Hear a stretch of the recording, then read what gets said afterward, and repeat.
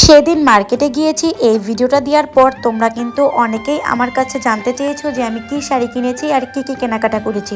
তো চলো আজকের ভিডিওটা থাকছে এটা নিয়ে। হ্যালো এভরিওয়ান, আমি পূজা চলে এসেছি নতুন একটা ভিডিও নিয়ে। প্রচুর গরম পড়েছে, আর এই গরমে তোমরা কেমন আছো আমাকে কিন্তু অবশ্যই কমেন্টস করে জানিও। আর দেখো, গরমে কিন্তু আমাদের সাথে সাথে বাচ্চাদেরও অনেক বেশি কষ্ট হয়।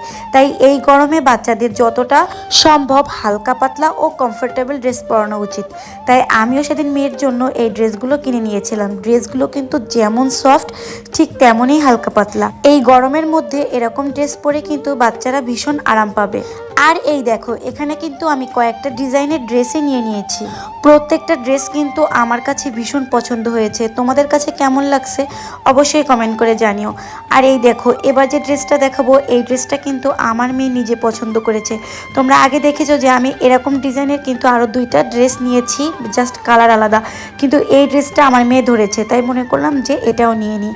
আর এই দেখো, এখন যে ড্রেসটা নিয়েছি এরকম একটা ড্রেস কিন্তু আমার মেয়ে আগেও পরেছে, কিন্তু আমার সেটা একদমই খেয়াল ছিল না। আমার জাস্ট মনে হলো যে এই ড্রেসটা না নিয়ে অন্য একটা কালার নিলে ভালো হতো, কেননা সেম কালার সেম রকম ড্রেস ও একটা পরেছে।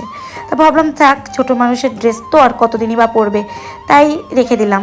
আর চলো এবার তোমাদের সাথে সিজিতার প্যান্টসের কালেকশনগুলো দেখিয়ে দিই। এই যে এই প্যান্টসগুলো দেখতে পাচ্ছ, এগুলো কিন্তু ভীষণ সফট আর আরামদায়ক, বাচ্চারা পরে ভীষণ মজা পাবে। তো এই যে একে একে কিন্তু আমি সেদিন সিরিজার জন্য যা যা শপিং করেছি তোমাদের সাথে সবকটাই শেয়ার করে নিলাম।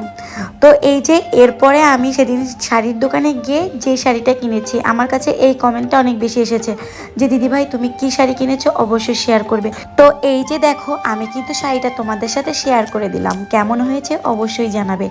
আর হ্যাঁ, এই শাড়িটা কিন্তু আমি আমার জন্য নেইনি, এটা নিয়েছি আমি আমার ভাই বোর স্বাদের অনুষ্ঠানের জন্য, এটা ওকে আমি গিফট করেছি।